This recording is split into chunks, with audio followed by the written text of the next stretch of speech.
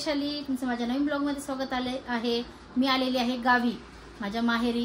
तर भावाची, बहिणीची, आईची सगळ्यांचीच ख्वाहिश होती की तू आज पावभाजी बनव म्हणून। तर मी आज बनवणार आहे पावभाजी आणि ते पण चुलीवरती।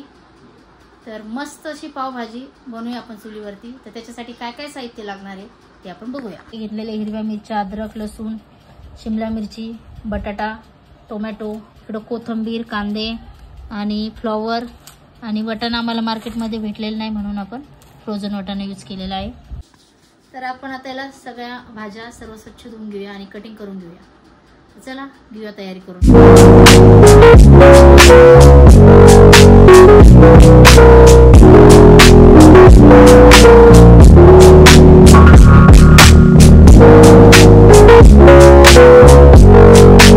मित्रांनो, आता आपल्या भाज्या सर्व कटिंग झालेल्या आहेत। तर आपण मस्त आता चूल पेटून चुलीवरती आपल्या भाज्या सगळ्या शिजून घेऊया। मित्रांनो, आपण आता चूल बनवूया। या आता गावी जरी आईन ते राहत असले तरी पण काय चुलीवरती काय बनवत नाही मित्रांनो। मी चाले कधी, कारण माझ्या मुलाला चुलीवरचं भरपूर आवडतं, लहान येतो त्याला मज्जा वाटते चुलीवरचं असं खायला। चला आपली झटपट अशी चूल बनवून झालेली आहे आणि इथं टोपाला माती लावून घेतली जास्त काळे म्हणून। तर आपण आता लाकडं टाकून घेऊया याच्यामध्ये। आता याच्यामध्ये आपण चुलीमध्ये लाकडं सगळे टाकून घेतलेले आहेत। आपली चूल पण व्यवस्थित म्हणून झालेली। तर आपण आता पेटून घेऊया मित्रांनो।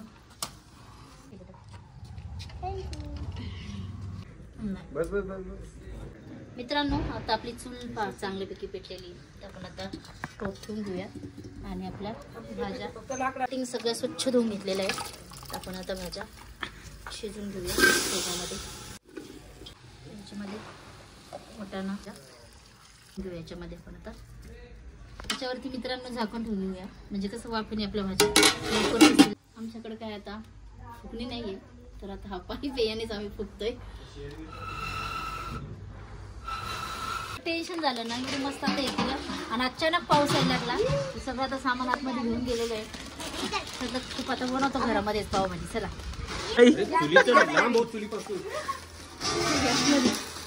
चला पाऊस आला।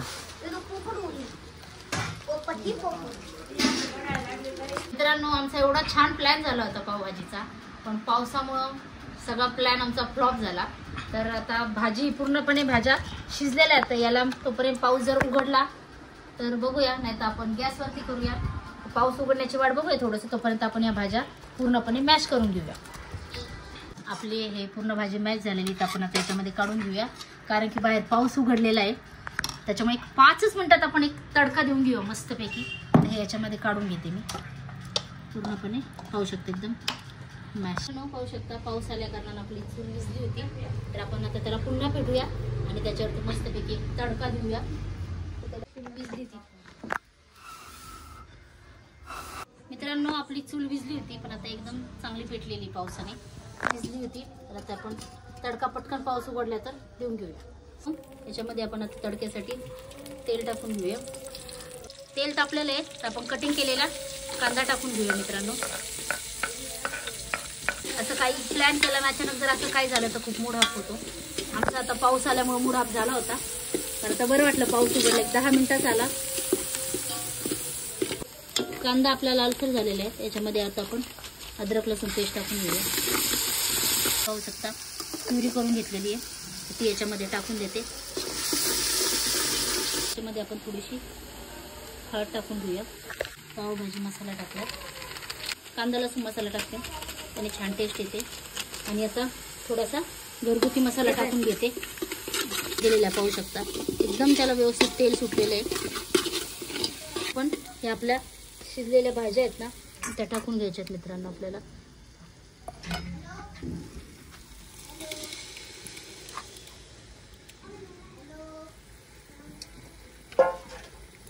त्याला पूर्णपणे मिक्स करून घ्या मस्त।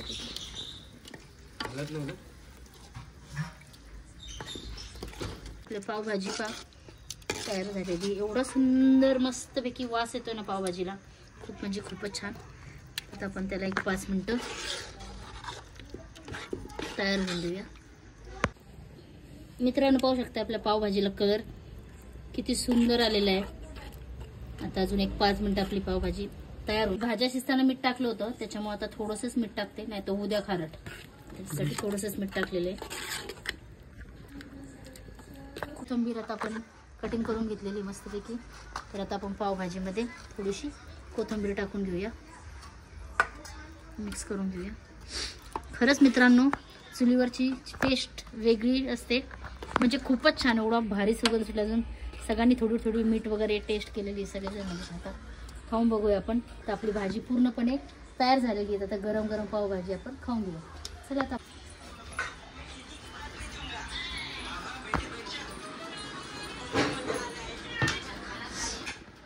मित्रांनो, आपली चुलीवरची पावभाजी एकदम एकच नंबरने एवढा भारी सुगंध सुटलेला आहे ना, अप्रतिम झालेली भाजी.